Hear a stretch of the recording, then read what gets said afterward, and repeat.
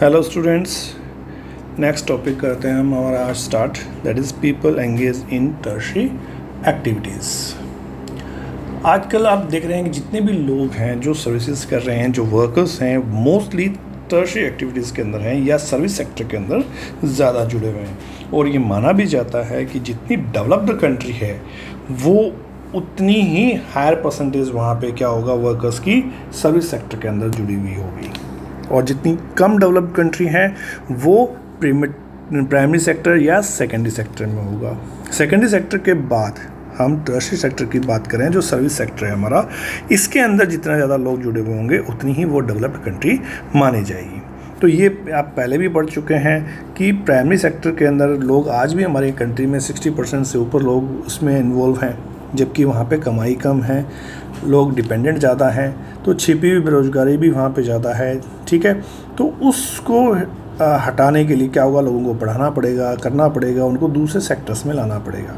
और जब दूसरे सेक्टर्स में आएंगे, सेकेंडरी और टर्शरी इस सेक्टर में आएंगे, तो प्राइमरी सेक्टर के ऊपर डिपेंडेंसी कम होती जाएगी।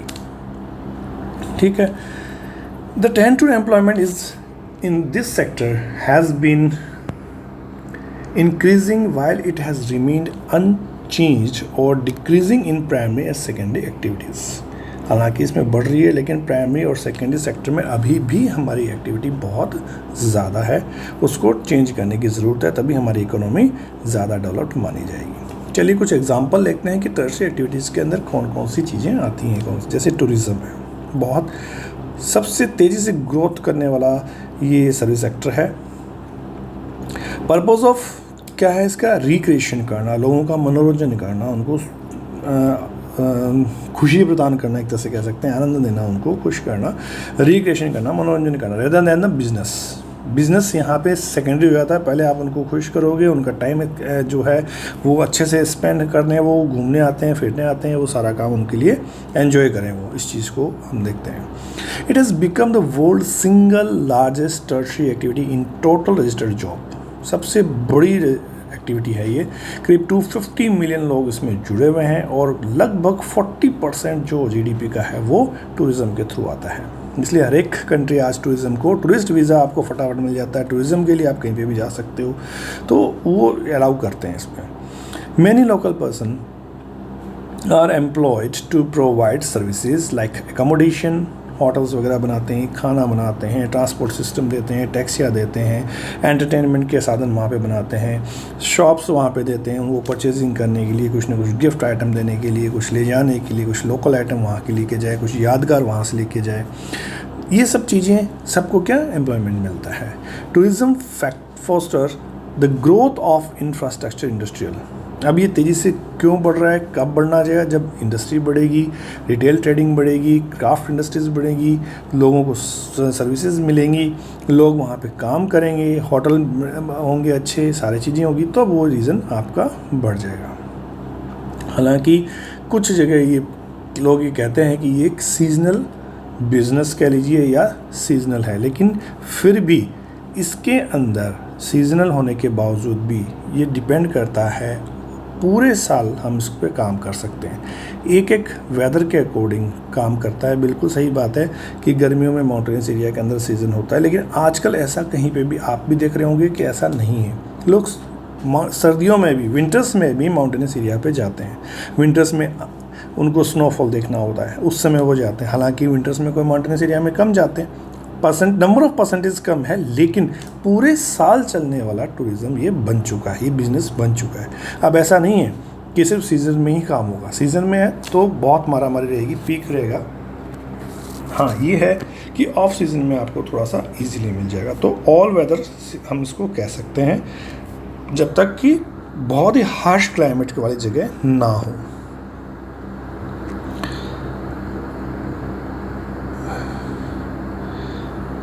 अब टूरिस्ट रीज़न कौन से हैं?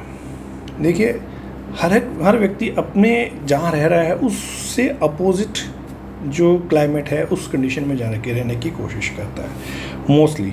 तो जो वार्मर एरिया हैं वहाँ पे कौन लोग आएंगे, कोल्डर प्लेस से लोग आएंगे।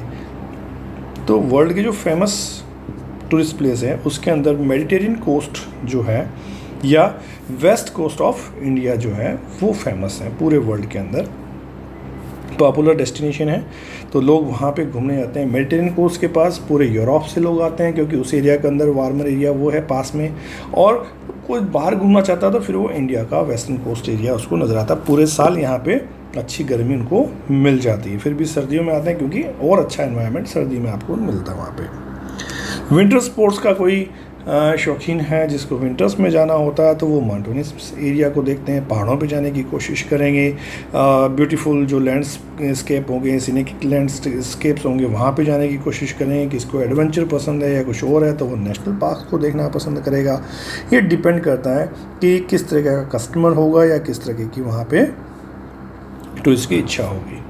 हिस्टोरिक टाउन्स हैं, नेशनल पार्क्स हैं, माउंटेनस एरिया हैं, मॉन्यूमेंट्स हैं, हेरिटेज साइट्स हैं, कल्चर एक्टिविटीज़ हैं, ये सब जगह बिखरी हुई है पूरे वर्ल्ड में, कहीं एक जगह कंसंट्रेटेड नहीं है।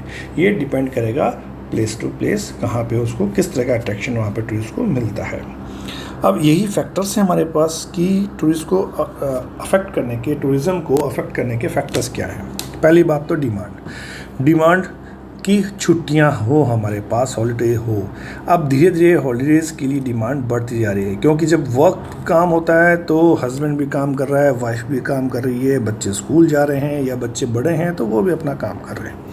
तो सिंगल फैमिलीज ज़्यादा होने लग गई, सभी अपने अपने काम में बिज़ी हैं, तो फैमिली को टाइम देने के लिए हॉलीडेज़ की डिमांड बढ़ती जा रही है। जो हमारा लिविंग स्टैंडर्ड है, जो लाइफ स्टाइल है, वो अब लेजर टाइम चाहिए उनको, जो समय वो अपनी फैमिली के साथ बिता सके। Then permit many more people to go holidays for leisure. अपना क्वालिटी टाइम, अपनी इच्छा अपनी फैमिली के साथ बिताने के लिए लोग हॉलीडेज पे जाते हैं। दूसरी, जहाँ ट्रांसपोर्ट फैसिलिटीज़ बढ़िया हैं उस जगह टूरिस्ट जाना पसंद करते हैं। ऐसा नहीं कि बीच में फंस जाएं या बस नहीं मिली, गाड़ी नहीं मिली, फैसिलिटीज़ नहीं मिली, जाके रह नहीं पाए ढंग से, तो ऐसी अकोमोडेशन नहीं मिले, होटल नहीं मिले तो लोग वहाँ जाना पसंद नहीं करेंगे।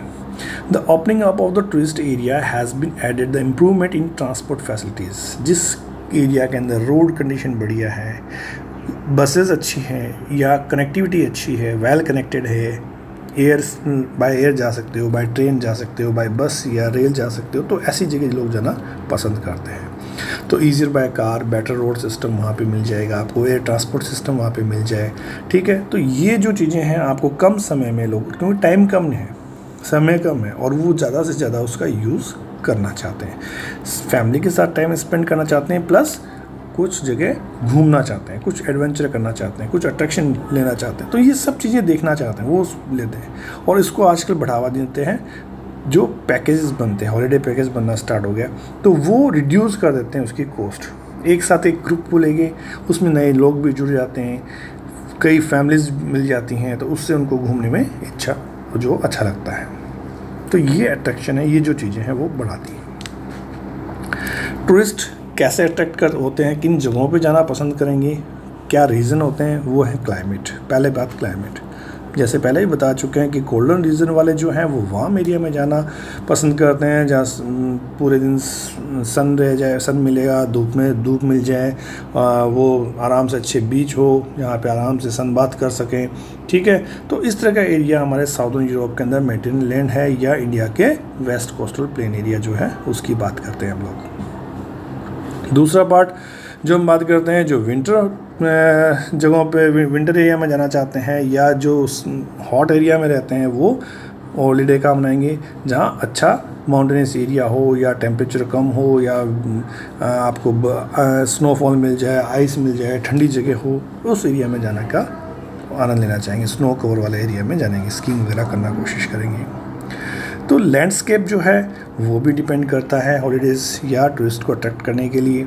अट्रैक्टिव एनवायरनमेंट हो, माउंटेन्स हो, लेक्स हो, ठीक है, अच्छे से सी पोस्ट हो वहाँ पे, ठीक है, और ये नेचुरल हो, कोई अल्टर नहीं किया हो, आदमी के द्वारा बनाया ना गया हो, इस तरह का कोई अगर है तो उसको जाना पसंद करते हैं।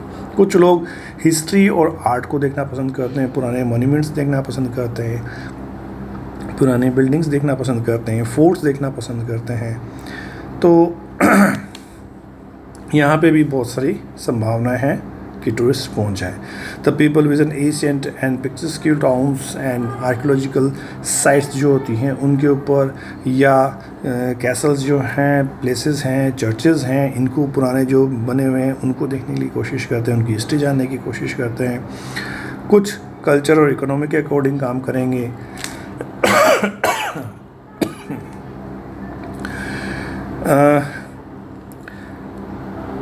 If a region is provided for the need of tourists at a cheap cost, it is likely become very popular. Homestay has emerged as a profitable business. कुछ लोगों के लिए होता है कि घूमने तो जाना है लेकिन पैसा नहीं है, कम पैसे में जाना है, तो सस्ती जगह ढूंढते हैं, वो होटल्स नहीं कर पाते। तो आजकल जो है होम स्टे का ऑप्शन भी चल गया है, जहाँ पे कम पैसे में रुकना चाहता है तो वो घरों में अपने साथ रोक लेते हैं लोगों को, उसी में किचन मिल जाती है उनको, अपने अकॉर्डिंग वो खाना बना के उनको दे देते हैं। तो ये सारी चीज़ें जो है वो टूरिस्ट को बढ़ावा देने की बात करती है। तो इस तरह से हेरिटेज होम जो आपको गोवा में मिल जाएंगे, आपको कर्नाटका के अंदर मिल जाएंगे, आप माउंटेनस एरिया में जा रहे हैं तो वहाँ पे आपको मिल जाएंगे। अगर आप पता करेंगे तो होटल्स की जगह आपको होम स्टे जो है वो सस्ता पड़ता है। वहाँ जाके पता करोगे, बहुत से होम स्टे के दार्जिलिंग वगैरह में जाओगे घूमने, कहीं पे भी किसी नैनीताल वगैरह में जाते हो या ऊपर कुल्लू मनाली के आसपास जाते हो या और कहीं है, तो वहाँ आपको जगह जगह आपको होम स्टे भी मिल जाएंगे जिसमें आप उन परिवार के सदस्यों के साथ रहते हो। कुछ लोग इसको जानबूझ के डिमांड करते हैं ऐसा, ताकि वहाँ की जो लोकल पीपल है उनके साथ रहने का मौका मिलता है, उनका खाना खाने का मौका मिलता है, वो किस तरह से रहते हैं ये देखने का मौका मिलता है। होटल में तो फिर वो इस फैसिलिटीज़ आपको मिल जाएगी। तो इस वजह से भी लोग होम स्टे को आजकल प्रीफर करना लग गए हैं। चलिए आज इतना ही करते हैं, कल हम नेक्स्ट टॉपिक लेते हैं। Thank you.